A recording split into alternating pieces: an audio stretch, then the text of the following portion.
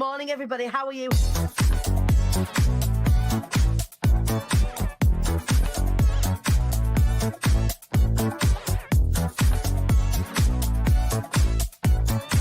The devilishly handsome Ian Dixon. Good morning, sir. Shut up, for fuck's sake. Jesus.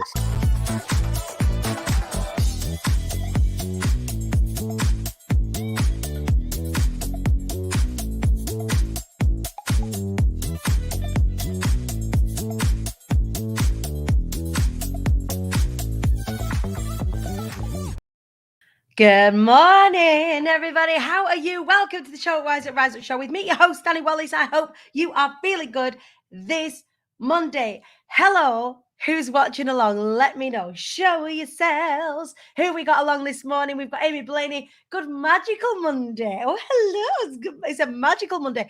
Is it today that's meant to be Blue Monday? I feel like I should have checked with Google first before I kind of threw that out there.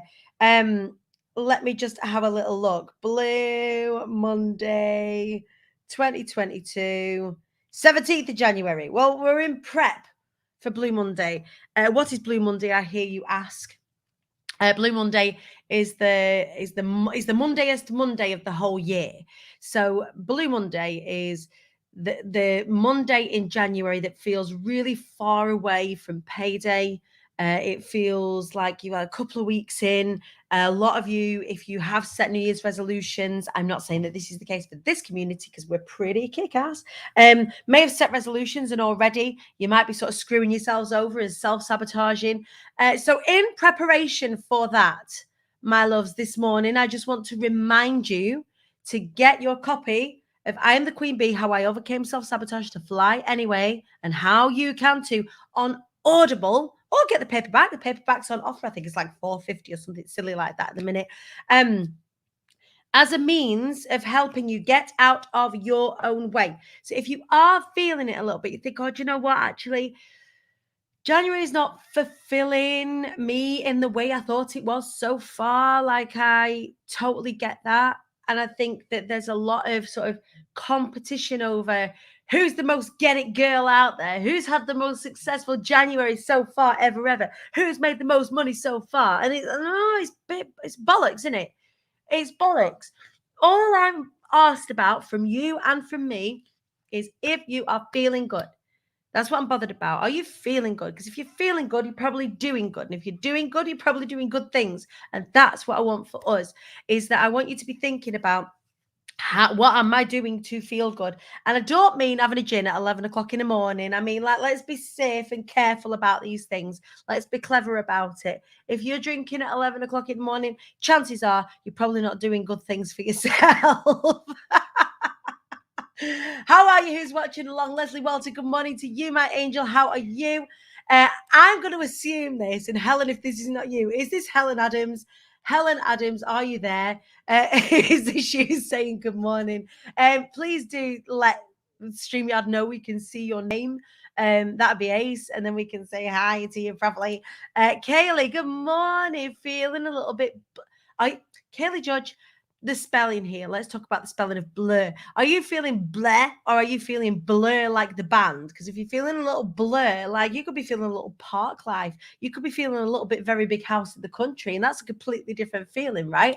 I hope you're doing okay and recovering well. Somebody saying, thank you. I am feeling really, really good. So if I think about all the prep that I've got to do in the morning now, things have changed, lifestyle changes and all of that. For anyone that doesn't know, I had some surgery over Christmas. Weight loss surgery, and it means that I've got to do certain things at certain times, particularly in the morning. So get up first thing in the morning and I've got to have a drink. So I've got to have 30 minutes between having a drink and having something to eat. Yesterday, I put on some serious beef bones in a beef bone broth, which I now have here, that is looking pretty. I like one of the things. Let's talk about beef bone broth for a second. I wasn't expecting, I mean, it's very tasty, but I wasn't expecting a broth to feel thick. Now, apologies to any of the vegans and the vegetarians out there. Well, I'm not apologizing, just like I get that you won't get this if you don't. If you can hear me clinking, if you're just listening, by the way, that's me stirring my cup and taking a sip. But it feels like thick. I made a chicken broth last week And that was really sort of thin. That is a thick deliciousness. So anyway, I'm having a big cup of that to kick the day off. I've got my protein shakes, I've got protein water, I've got normal water. There's all sorts going on, but I am feeling good. I'm feeling really strong. I'm not I don't feel like I'm on the back foot with myself at all. I am excited. In fact, whilst I'm talking to you, I'm just going to do this. I'm going to pop a little invite over. We've got a guest coming through at about 10 o'clock. The gorgeous Sky Barber, who is, of course, alumni from Be Inspired. She was absolutely phenomenal. Has her podcast out today, Full Freedom for Entrepreneurs with Sky Barber. She's going to come in at 10 o'clock and come and have a little chat with us about how you can get involved with her podcast launch today, because she's just got all sorts going on. Not only am I speaking to you guys this morning, having Sky on the show, she is interviewing so many phenomenal entrepreneurs this morning, talking about freedom today, that you kind of want to go and get amongst it. So if you haven't already checked my girl Sky Barber out, please do. Who else is watching along this morning? Catherine Ann Byam in the house. Everybody, good morning to you. She is absolutely amazing. Had her birthday last week. We can all wish Kathy a happy birthday for last week. Who else has had a birthday? Gemma May Faramon, Jemay started this week as 28. Still got COVID. Flipping heck, that's been going on some time. Like, are you like over a week in now? I think a lot of you that have been experienced the dreaded C over the course of the sort of the Christmas period have found it's taking longer for those positive results to drop off and to get some negative results. I don't know. I feel like I'm about to tell you about my hair in a second. There's a hair situation going on right now that I'm not ashamed of, but there is a situation.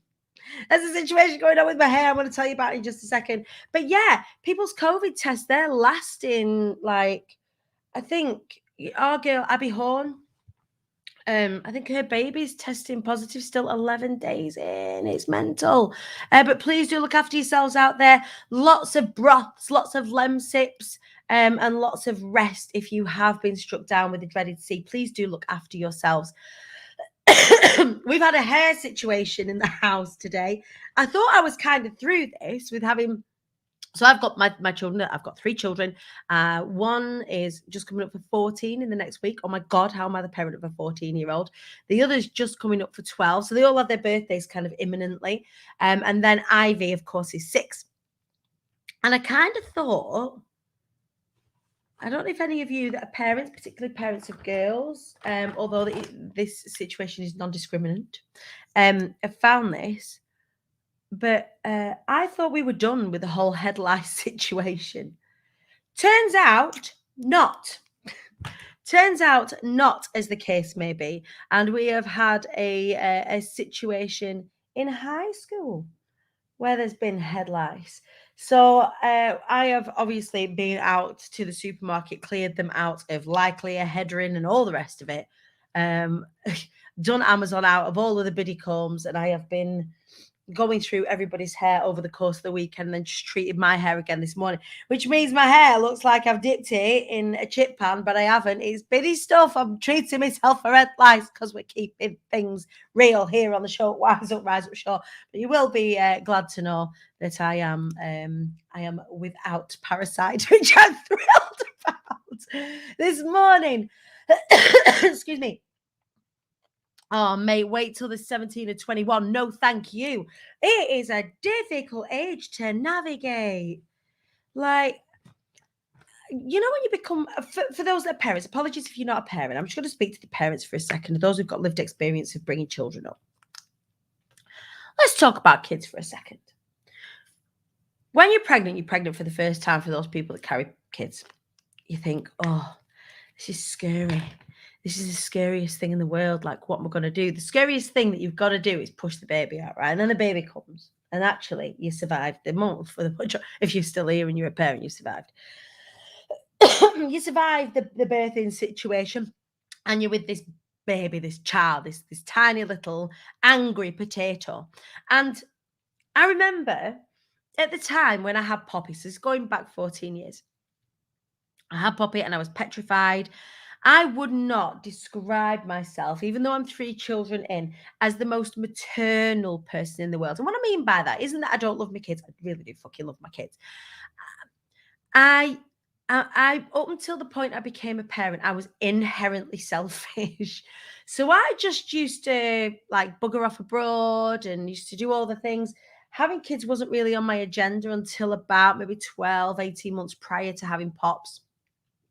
And then I kind of felt like it was my call in that particular point in time. I really wanted a baby.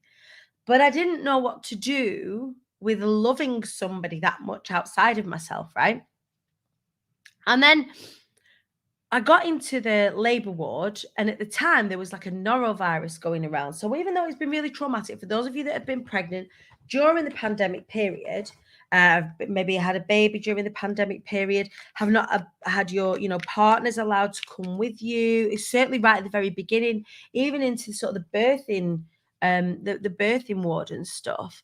And that was really horrible. But there was a norovirus knocking around at the time when I was in labour with Pops, and you was only allowed one person in with you. Now, my one person at the time happened to be Poppy's biological father. Now, Poppy's biological father went a crazy shade of grey, and saw me and the amount of pain that I was in, and decided at that point that he couldn't do it. So he tapped out. And I was left in the position whereby my mum was ready. She was outside, ready to come in, and they weren't gonna let her in. Anyway, we fought, and they let my mum in. So my mum came in. I was petrified. They've been through this before, first time parent. The conversations around childbirth were not still, even in 2008, as good as what they could be now. It was just that it hurts, and you don't know what to degree or extent it's going to hurt. I wasn't particularly very woke, I guess the phrase would be at that particular point in time, and that meant I spent very fearful. The birth itself actually went not great I got a live baby out of it, but she was very, very poorly. I was very, very poorly. We both nearly died. It was a bit of a situation. And the first 24 hours, she was taken into special care baby unit to kind of bring around a little bit and all of that sort of stuff. And it was very traumatic. Bringing Pops into the world was very traumatic. And I remember, can you get the door? Wallace thought he were getting a little lie in then with his phone on the bed, and not so. The door's just gone, and I'm talking to you guys. So yeah, it all went a bit awry at the end, and it wasn't what I was expecting. It wasn't what I was hoping for. Of course it isn't. And the thing is, whenever you plan anything, you've got to be open to the fact that it's not going to go to plan. You kind of just got to be open to that fact also. Anyway, I remember, and this is kind of what I'm getting to, I remember finally having Poppy allowed to come to me.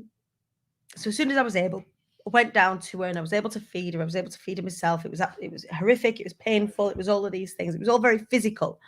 I felt very medicalized. And I am going somewhere with this, and I just kind of want to feel you guys out on the difficulty of parenting. I remember I was being in because of this norovirus, a sectioned off room. And because I had not come back down to the ward with her, they gave me my own room so I could be on my own. And it was, just as traumatic for me as it was for the other mums. Like when they see someone go up to the labour ward and come back down without the baby, it's frightening. And anyway, so I finally was able to have Poppy, and I wasn't allowed any visitors for 4 days. I wasn't allowed any visitors. Nobody, not a biological dad, not anybody. I wasn't allowed a visitor for 4 days, and I was shitting myself because I didn't know what to do with this really angry potato, and she was a proper angry potato. And I remember having her clothes to one side of me, and the nurse was like, right, you're gonna dress her. Here's her clothes, go for it. And then left. I didn't know how to dress the baby because she's like this and she's dead angry. And I remember I'm crying, she's crying. I remember crying at her, saying, please don't tell anyone, I don't know what I'm doing. At the time, like, proper, I'm so sorry. I don't really mean to be a shit mum. I'm just gonna try my best like this. I'm crying. And it got no better from there on in terms of the fear. But then I had Daisy. And then by the time you got your second one, you kind of know what you're doing. You've changed a million bums by then. You've changed a million baby girls by then, which are tools of the devil, by the way. And I just say, for a brand new baby, trying to orchestrate a child into a baby girl and then pop the poppers up in the right way. I mean, there's a knack to it. But Daisy came along and there wasn't the same fear. There wasn't the same fear. But there's still the fear that, am I getting it right? How do I love? I remember being sat on the edge of the bed thinking, looking at my belly with Daisy inside it. Obviously, I didn't know it was Daisy at the time, but there was a baby in there. And looking at my belly and crying and on the phone to my sister saying, I don't know how I'm going to love this baby as much as I love Poppy. Like, I don't know that I have the capacity in me in order to love this second child. Like, I struggle with loving myself. I love Poppy viciously. I don't know if I have it in me. And also, I was on my own as well by that time. Me and Daisy's biological dad had split up. I don't know if I've got enough love inside me.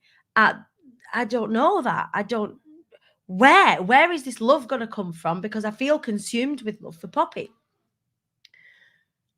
And Gemma by then had already had 2 children. She was like, Danny, I don't know where it comes from, but you just do. You just have to trust that you do. And I think that's that was a scary prospect. And when Daisy come along, obviously she came out like Superman, like with one arm, and she was just smiling. And by the time, and of course I loved her. And I realized, I think that was a big revelation, your heart's capacity for love. And it was a huge thing. Like, I was like, oh my God, like, if I've got space for this, what else have I got space for? It's a huge capacity for love and loving things really viciously. I kind of want to gnash my teeth when I say it, because that's how it feels. You know, when a baby's so cute, you can't, please don't like properly quote me on this, but a baby's so cute, you kind of want to drop kick them, but in a nice way. I don't mean actually do it. I just mean you kind of want to bite their teeth. Bite their cheeks. There's a real visceral, I could eat them kind of feeling. And it was that. It was that feeling that came. It came again when Daisy arrived. It came again when Ivy arrived. I wasn't so scared by the time Ivy got here because I'd been through it twice. But having a baby was relatively easy because they just needed snuggling. Well, I could snuggle all day long. I'm a great snuggler. They needed their bums changing, which is fine. You know, you just get used to it and get on with it. They needed feeding. Perfect. That's all right. In fact, I was really lazy. I fed them myself, so I didn't have to do any preparation of anything. Just stick them on my boob, and then that were it. I was like, I didn't realize how easy that was until my third, and until my elder daughters started growing up. And that's kind of what I'm getting at, because actually, for all that was petrification and terrifiedness on my part, becoming a parent and all of that, that actually, when they started school, that was another lot of fear. When they started high school, another lot of fear. Now, between my 2 elder ones, they're navigating being gender fluid, they're navigating bisexuality, they're navigating all sorts of stuff that I didn't necessarily have to navigate, although probably if I had done it, I don't know, maybe I'd be in a different situation than I am now. But they're navigating so much more, and that is, I think, more scary than dressing Poppy for the first time. And this weekend we went out. I took them to, so it turns out I've got a baby goth on my hands in Pops. She is a baby goth, and my one of my very best and oldest friends will be thrilled, I'm sure. Anna, who was also a baby goth, and one of the things that I realized is that there's no safe spaces in Preston. When we were growing up, there was this cafe called Zoo, and this cafe was full of punks, it was full of goths, it was full of metalheads, but it was the kindest, most inclusive, safest place ever. So, like, Zoo, I think it felt like it was open 24 hours. I don't know if it was. I was very young at the time, maybe 13, 14. I had a bit of a dabble in being a goth. It didn't work out well for me.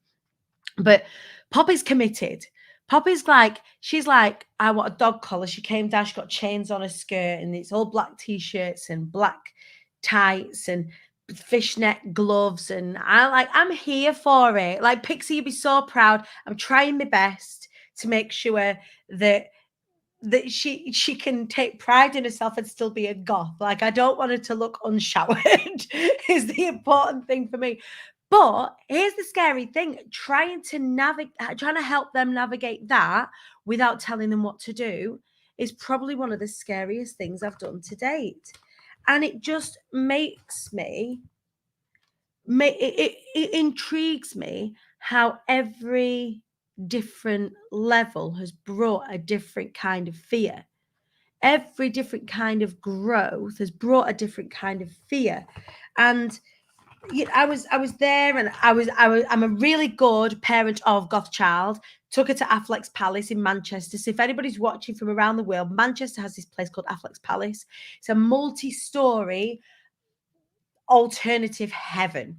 So it sells all of the like all of the belts and the buckles that you would expect. It sells all of the hippie stuff. It sells all of the crystals. Sells all of the LGBTQ stuff.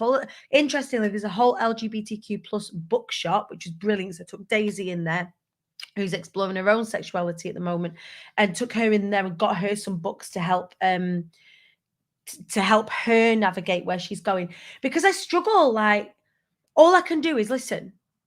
And it goes from being that angry potato, I'm dressing you, I'm navigating your arms into the arms and legs, I'm doing up your poppers, I'm changing your bum, or I'm feeding you, to I have just got to hold space and hold tight. And this weekend has been a lot about that. And also head lice.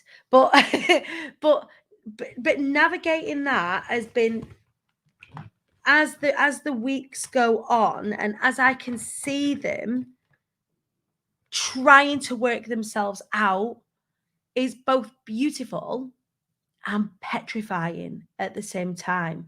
Is I sometimes don't know what to do. Sometimes, like, even me, I say even me because I know the expectation on me is to kind of know what I'm doing.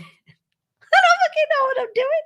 I'm still just as scared as I am putting a baby grow on for the first time, crying, saying, I'm just making it up, but please don't tell anybody that I don't know what I'm doing. But we are going to get through it together, and we are getting through it together, and we're getting through it together in our own way. And interestingly as well, my sister has daughters, 3 daughters that are a similar age, just a tiny little bit older. And we're parenting completely differently. We're going at things completely differently. And, Poppy does have additional needs. And Daisy's navigating things in different ways. And Ivy, bless her, she was born ready, weren't she?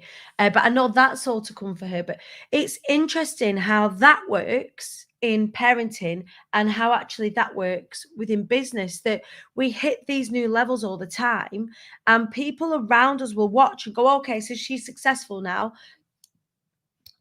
But actually, at every level, I'm still thinking, well, fuck, I don't know what I'm doing. Don't tell anyone, like crying, putting the baby go on of IATQB, going, she's okay, we'll get through it together. I haven't got a clue what I'm doing, but I've got to do my very best. And I think that when we allow ourselves to parent our businesses in the same way that we parent our kids, in that we need to hold space for it to grow. We need to trust in it. We need to trust ourselves. The whole thing's a frigging metaphor. Everything's a metaphor for everything. Cool, that went deep this morning. I wasn't expecting us to go there. I was just telling you that we'd all have biddies. But it's been frightening. And this weekend has been frightening. This weekend has been, like, I see them and I see their friends, and I'm like, I am concerned because the mental health situation, particularly for 12, 13, 14, 15-year-olds, is frightening. And I mean really frightening. I'm seeing eating disorders coming through. Not from my girls. Like, I feel like Batfink with my girls. Like, I feel like my wings are a shield of steel, and if I could just hold on to them for long enough, then they won't be picked up. But even in the car this morning, Pops was going, oh, do you know, Mum, I've lost a bit of weight. Like, I'm really careful not to talk about weight in front of the girls. They all know, they know the reason why I got my surgery was to look after my insides, not my outsides. I'm very careful about speaking love on myself in front of them and speaking love on them when I'm talking about them as well. So please don't think that it's come from that. I can see the conversations that they're having with their friends. And so we finally, it took us to 14, and Poppy's just a little bit, so she's kind of a few steps behind in terms of giving a shit about all of that. She was like, oh, I've been minding what I've been eating and I've lost a little bit of weight. And because I was quite conscious of the fact that my neck was big, and I was like, whoa, not ready. Mom, not ready. I'm not ready for you to be scared of that. I'm not ready for you to, I don't know what I'm doing, but I'm going to do the best that I can. And talking to her and saying, like, look, like, we could be healthy as a family. We are going to be healthy as a family. We're going to move more. We're going to eat nutritious food and all of that sort of stuff. But there is no focus on. I think I'm going to bin my weighing scales, or at least hide them away. I need them for the things that I'm doing, but I think just hide them away. So, because we've never had them in the house before. And I don't know if it's because of what our friends are talking about, what their friends are talking about, all of that sort of stuff. Anyway, it's something to navigate. And so Nina A. Spencer is just saying, morning, I'm late. What we're talking about? We're talking about the horrors of parenting and how that is a metaphor for business, and how actually none of us know what we're doing. But it is scary. And the other thing that I'm finding, interestingly, are my children go to a girls' school. So my big two go to a girls' school.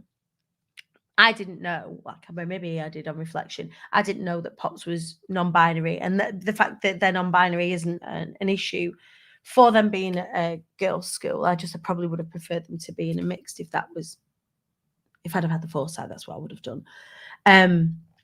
But I see their pockets of students within that school now who are really hurtling towards like mental health issues and stuff. The number of them are cutting themselves, more than, I mean, it happened when I was at school, but there seem to be like whole pockets of year groups there are lots of queer kids. There are lots of people that are having mental health issues. There are lots of, and I just wonder if the schools aren't helping them navigate things as well as what they could.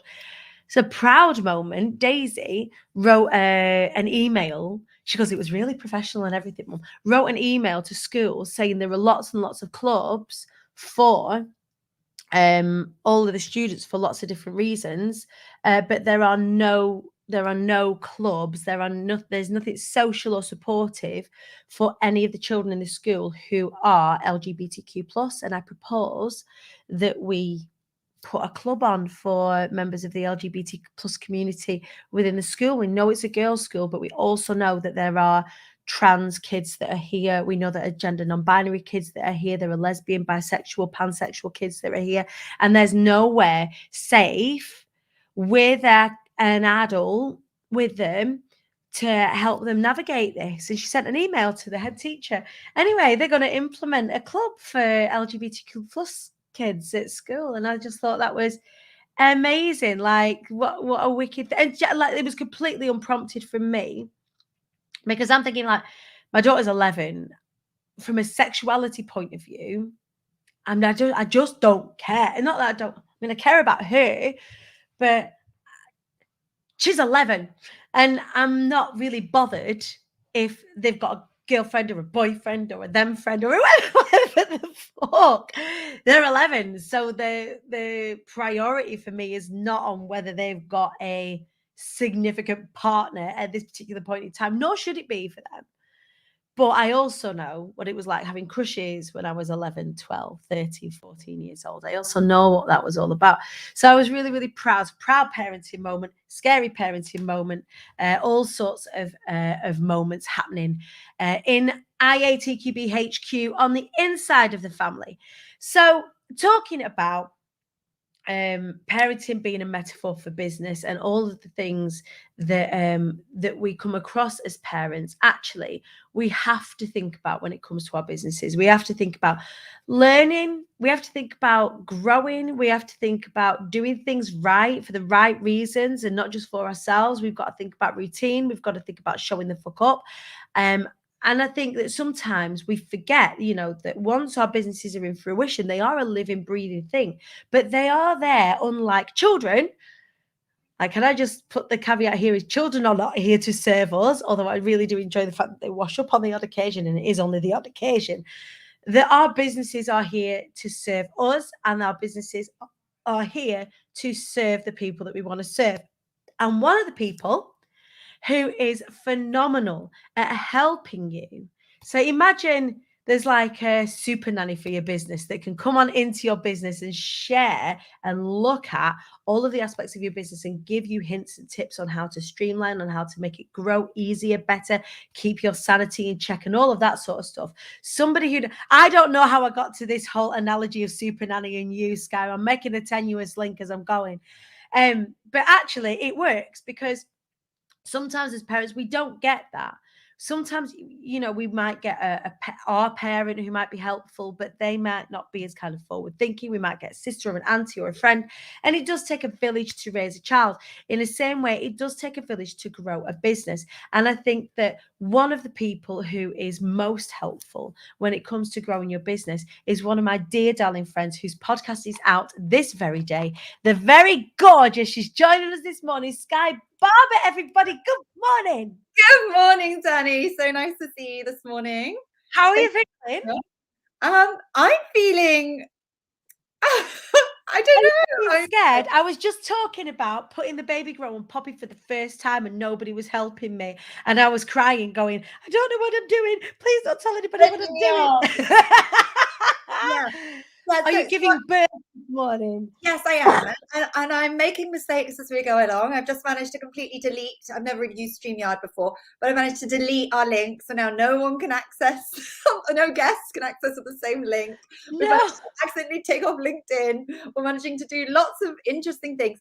But hey, it'll be fun along the way. And we can't do things perfectly. Otherwise, it would never get done at all in my book. 100%. And we are talking about imperfection this morning.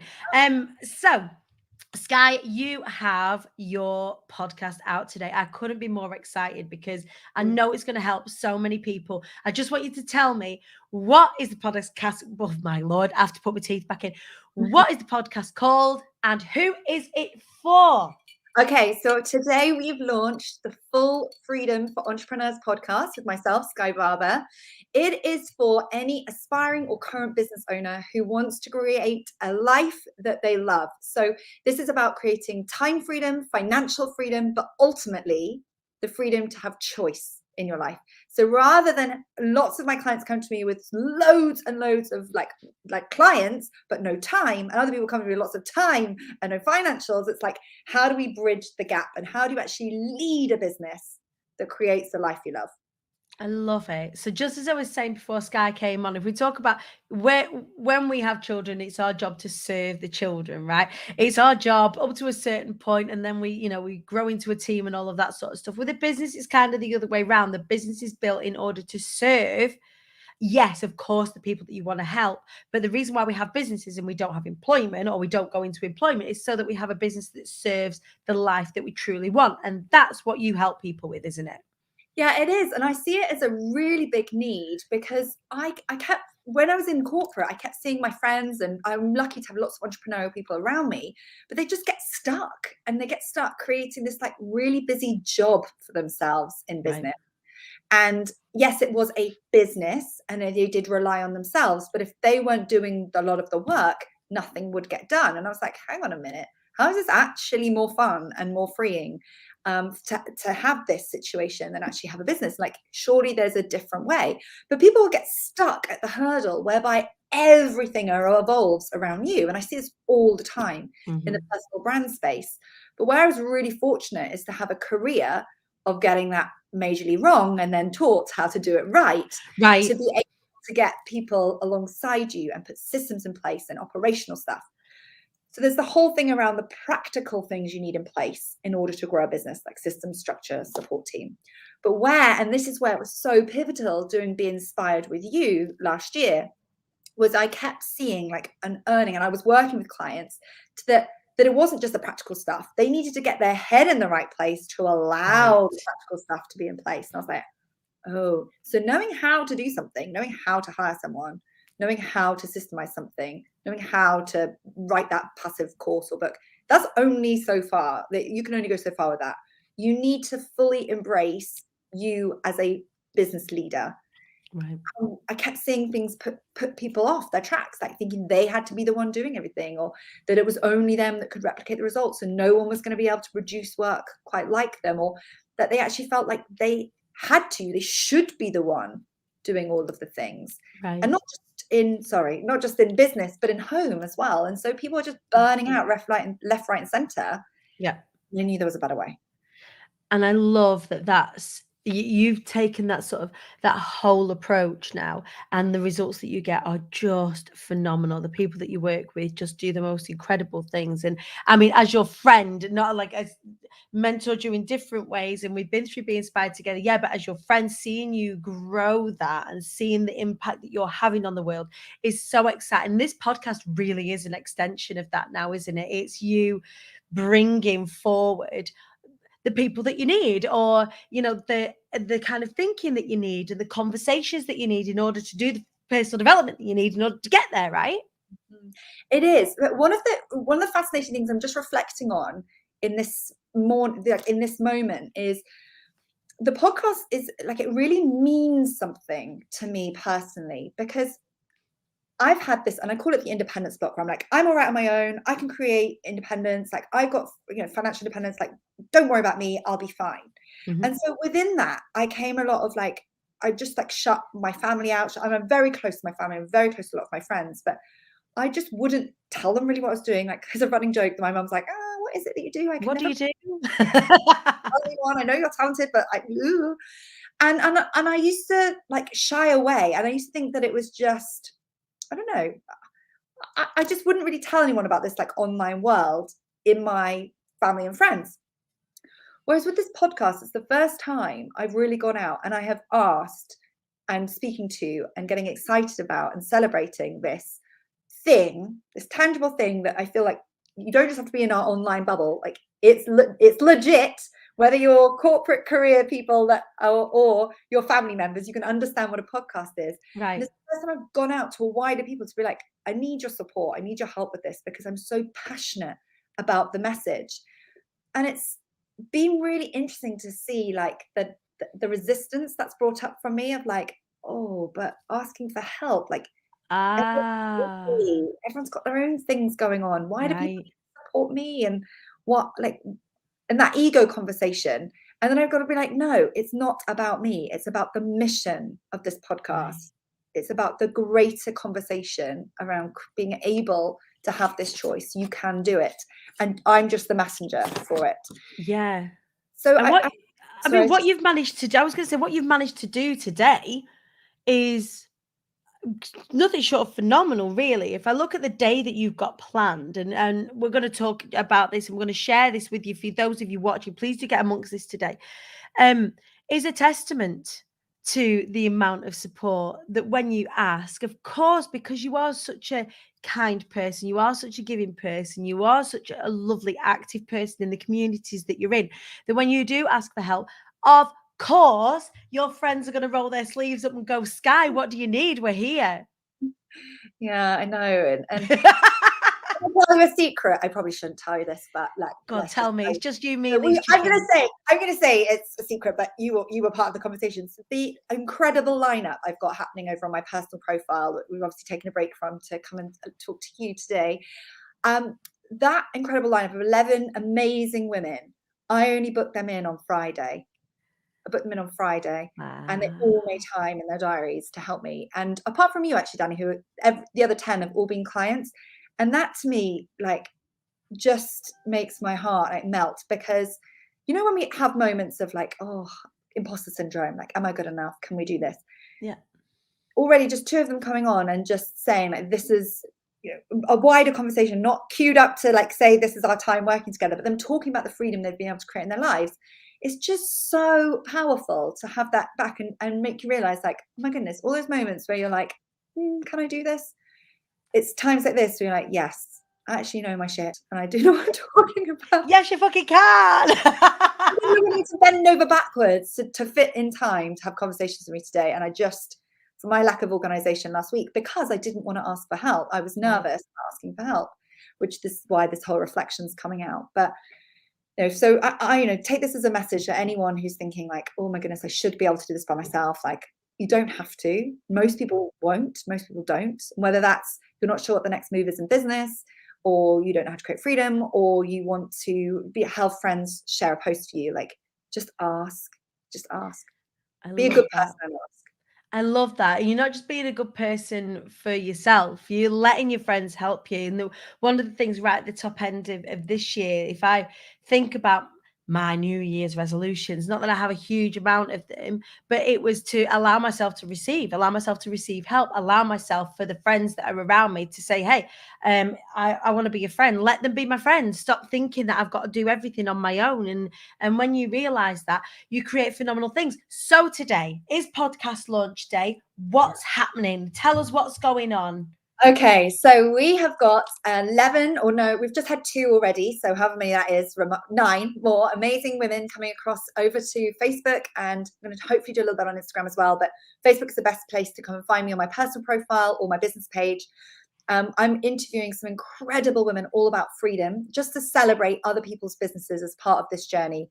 But the podcast, we're running a competition for the early part of this week, whereby if you listen, rate and review and take a screenshot of your review, you can be entered into a competition which allows you to win Apple Watches, AirPods, Amazon vouchers, and absolutely anyone who enters gets a prize worth £70. And I know it's £70 because I've sold it to 50 people over at £70. So everyone gets that, which you will love as well. So there is no downsides to coming and reviewing the podcast. I mean, hopefully it'll be a 5-star review, but clearly I'm not trying to influence that. But I've no doubt it will be, just because of the value that happens every time you open your mouth. I listened. It was that weird moment this morning, Danny, like listening to my husband playing it in the kitchen table with the boys. I was like, that's my voice. That's my voice. Looks like I'm on the radio. What's he going to think? And he already said to me, I think we could change the name. I'm like, well, it's a bit late now. We're out there. And I can't think of a better name, mate. I think, do you know what? I'm so proud of you. I am so excited for this. I'm so excited for where the next steps take you. Please, everybody listening, get involved today with Sky's podcast launch. So not only do you, just by listening, subscribing, reviewing, and we'll cover that over on our interview, because at 10:30 you're interviewing me, right? Like, yeah, I'm one of your people, which is really exciting. I'm so honored to be a part of it. But please do go and get amongst it. Not only can you win those incredible prizes, everybody who does that gets that special gift from Sky anyway. And you get the gift of listening to what is a phenomenal podcast. Sky, congratulations. I'm so proud of you. Go and take a little break, because I know you are absolutely back to back today. So go and take a little break, a little breather, go and have a wee, go and have a brew, and I will see you at 10:30, my darling. Just to warn you, it's a different link. It'll be in your as I've messed up on the tech. Thank you for having me. Yeah. I love you, mate. I'll see you soon. Congratulations. Bye. That was Sky Barber, everybody. Please do go and check her podcast out. If you go to Sky's profile right now, you'll be able to catch up on the interviews from this morning, get more details about the competition, and also you can catch me being interviewed by Sky at 10:30 today. So that's it for the show, Rise Up Show today. We went deep. We had a little deep dive into parenting, a little bit of a deep dive into my experience of parenting, and of bringing it up my incredible kids, my absolutely batshit feral kids who have me on the edge of my seat every day, and I would not have it any other way, as is the same with my beautiful business, I Am the Queen Bee. Please make sure that you're following me on Instagram at the Queen Bee Danny, on LinkedIn at the Queen Bee Danny, and also make sure, if you haven't already, get your tickets to Be Inspired, which is the 31st of September. No, I'm lying. 31st of March, 1st of April. Tickets are on sale right now, and you'd be a fool to miss it. You can either watch online, come on both of the days or one of the days. Everything is on imthequeenbee.co.uk/events. Have a phenomenal day today. Happy Monday. No Blue Mondays here. We get a choice as to whether we hit up this week right or whether we hit this week up with a sorry and sad head. Let's choose correctly, you guys. I've got your back for all of it. Let me know what your intentions are for this week. My intentions this week are to rehearse for an incredible TV opportunity that I've got coming up just in the next couple of weeks, to have conversations for the last 2 spaces on Amplify. If anybody wants to speak to me about those final 2 places on Amplify the Mastermind, that is a sales and messaging mastermind that I'm running with the phenomenal Deep Badwa. If you have not heard about that yet, please do get in my DMs. I can send you some more information, but that's a 6-month mastermind where we are going to be really focused on getting you results in 2022. So that's today. The rest of the week, I'm going to be getting my room tidy up here. I'm going to be clearing some space. I'm going to be throwing some stuff away. I think I'm due a skip. I don't know about you. It's time to throw away the old, in with the new, and all of that stuff. Happy Monday. Happy week to you. I'll see you on Wednesday for more Showing Up, Wising Up and Rising.